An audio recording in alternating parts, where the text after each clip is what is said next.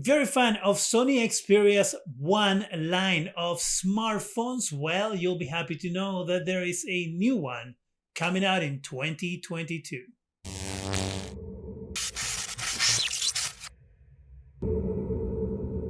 Hi, welcome to Zgadget Review. Sony Xperia One is what I will call the flagship of smartphones for Sony. They don't have a huge market share when it comes to smartphones, but they're making strides little by little into the Android market. Last year, Sony Xperia One 3, being that third iteration of the Sony Xperia One phone, actually made a device that was beautiful to look at and great to use.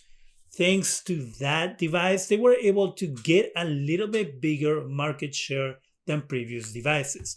One, because it was well received, and two, it was marketed very well by Sony. This year, in 2022, we're going to get the next device on the line.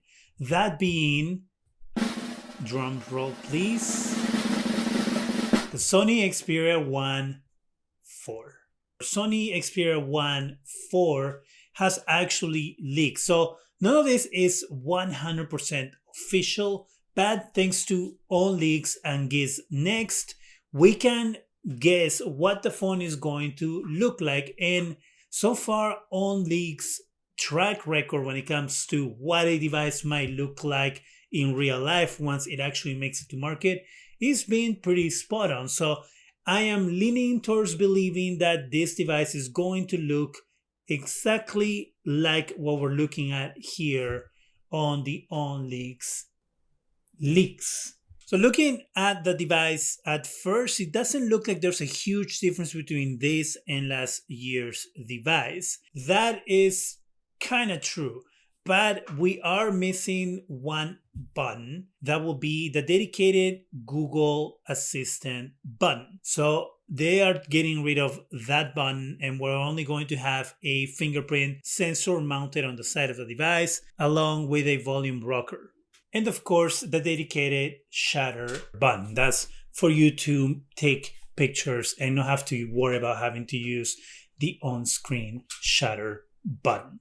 The dimensions of the device are pretty much going to stay the same as last year's. This phone is going to be a little bit smaller. I will say 0.7 millimeters smaller than last year's device. So if you were to put both devices side to side, you wouldn't really see a huge difference. Again, big difference being that dedicated Google Assistant button going away. But the screen size is also going to be the same. It's going to be 6.5 inches. It is going to have a front-facing camera with front-facing stereo speakers. If you look at the very top of the phone, you can see the little black space between the frame and the phone. That's where you will be finding the camera and the speakers. Same thing at the bottom of the device. The bottom of the device will, again, of course, have a SIM card tray. It will also have a USB-C port. While in the top of the device, we are going to keep that headphone jack. As is being, I will say, historically so far known, the Sony Xperia devices come with headphone jacks unlike other devices, and this year that won't be different. A couple of other changes on the device physically, as you can see on the images. It looks like the device is going to come in different colors other than black. Last year's device was only in black.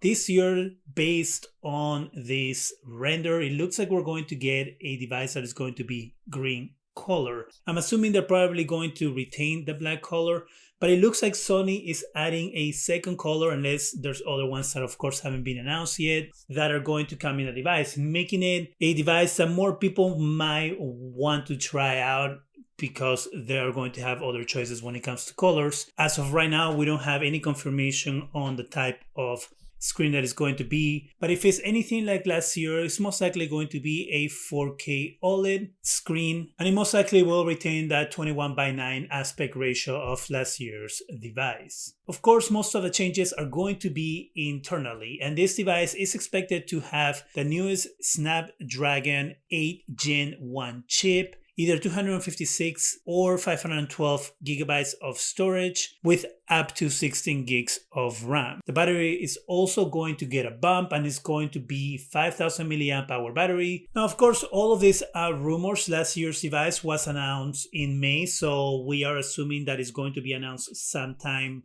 in May as well. Pricing, we don't know either, but going by last year's $1,300 cost of the phone, is most likely that it will retain the same price. My hope will actually be that the price will be dropped a little bit. I still contend that I feel like last year's phone was priced a little too high, and $1,300 for a Sony phone, as great as it might be, it might not be the best price to compete with Google's Pixel device as well, which came at a much lower price. So I feel that if Sony wanted to compete, this should go between, I will say, somewhere between 1,000 and 1,200 when it comes to the phone, especially if they have two different flavors with storage being 250 and 512. They could go with that 256. As I know I said 250, but I meant 256 at about $1,000, and the 512 or 520 or whatever 500 range of storage being about 1,200.